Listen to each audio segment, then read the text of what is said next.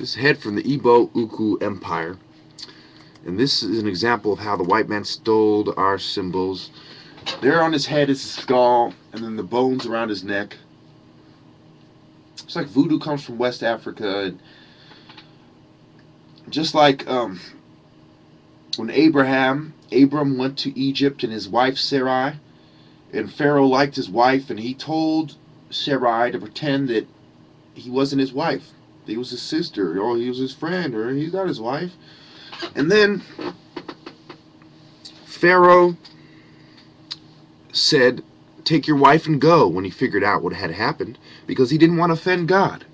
Just like when Ramses and Moses were having a disagreement about the Jews and what their role should be and whether or not they should be allowed to leave,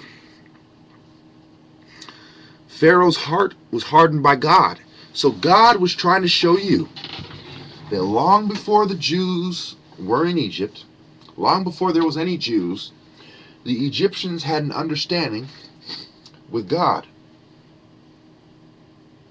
And that understanding involved the Pharaoh embodying the Spirit of the Lord.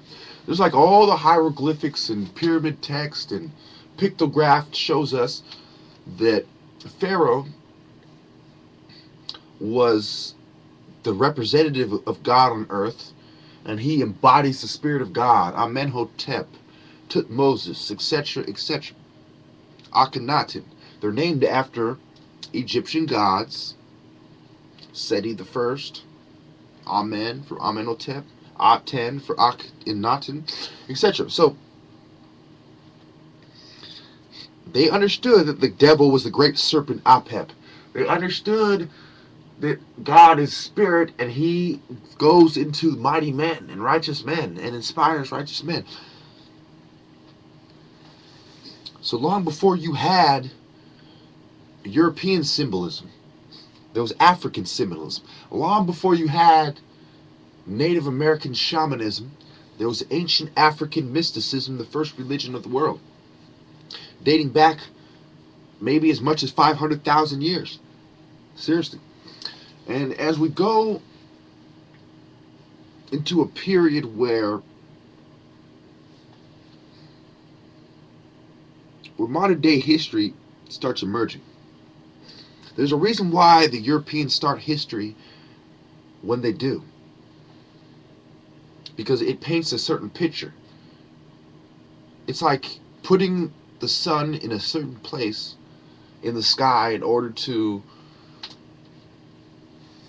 create a desired effect with the light, in order to make the sun appear a certain way. It's the same thing with history. They put history in a certain place, a certain time and place. They start it there, and it appears a certain way, which is not necessarily the true way. So my argument is that the ancient Egyptian knowledge, going back to 100,000 years ago, migrated to West Africa,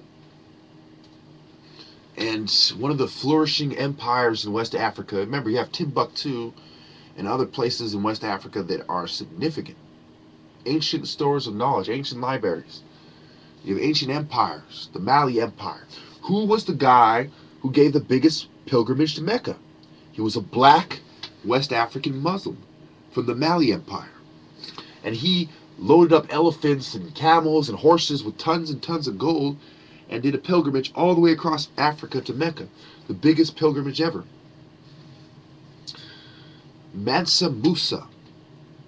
Okay? He also gave away a lot of things for free. It was an African who started the salt trade. It was an African who gave away salt for free. It was an African that started collecting gold first. It was an African that founded Sumeria.